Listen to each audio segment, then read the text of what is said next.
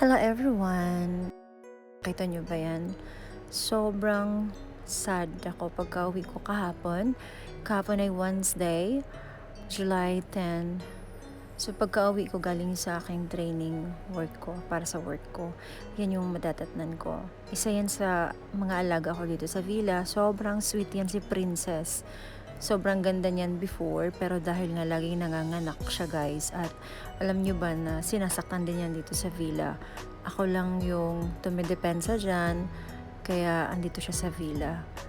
So yun na nga guys, buntis siya, tapos nakunan siya, miscarriage, ayan. Isa lang yung fetus dyan na lumabas, pero dalawa pala yan. Sobrang awang-awa ako kahapon nung nakita ko si Princess. Ang iyak ko talaga. May kirot sa dibdib. Alam mo yun, hindi makakapagsalita ang pusa. Hindi niya kayang sabihin na, oo, dalhin mo ako sa ospital. Paano pag wala ako dun? Baka mamamatay siya.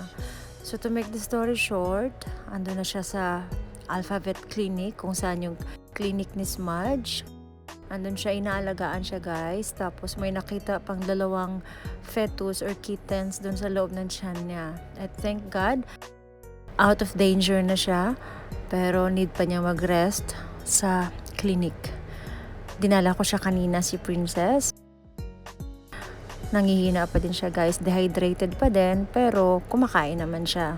Hopefully, bukas okay na siya guys. So ito yung update niya ngayon.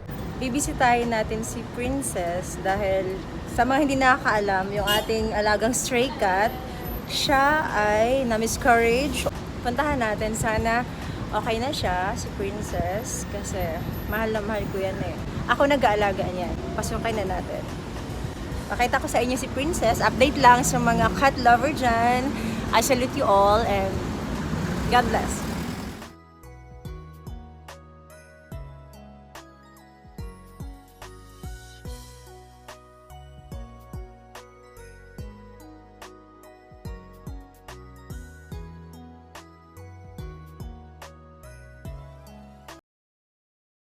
Princess! She's doing well. Hi! Hi. Hi, Princess. Oh.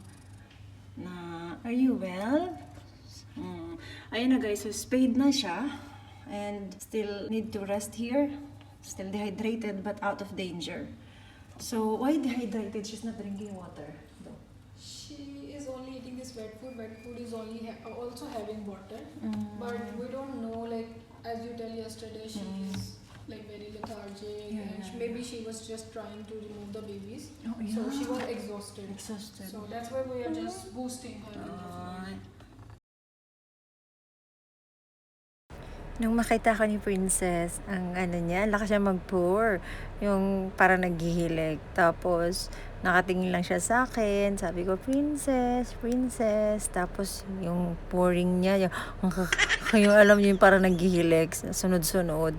Ayun, ibig sabihin nun guys, nagsushow sila, nag-express ng love and happiness dahil alam niya na ako yung nag-aalaga sa kanya, ako yung pinakamama niya. So, yun lang guys, ang update para kay Princess. And she's in good hands. Hopefully bukas, makalabas na siya. Thank you Alphabet Clinic for taking good care of Princess. So, hi! Hello! Oh, shush. Pagaling naman ng baby, ha? Okay? Ha? Okay. Hoy. Oh, wag mo ng baby na mo, ha? Oy, shush. Okay. Bye, Princess. Yeah, I can hear her purring until we. Yeah. So, the stitches abdomen, okay. Oh, she... Highly fluids. But all normal. All normal for her. Her temperature is slight down. That's why we are keeping this heating lamp to maintain her temperature.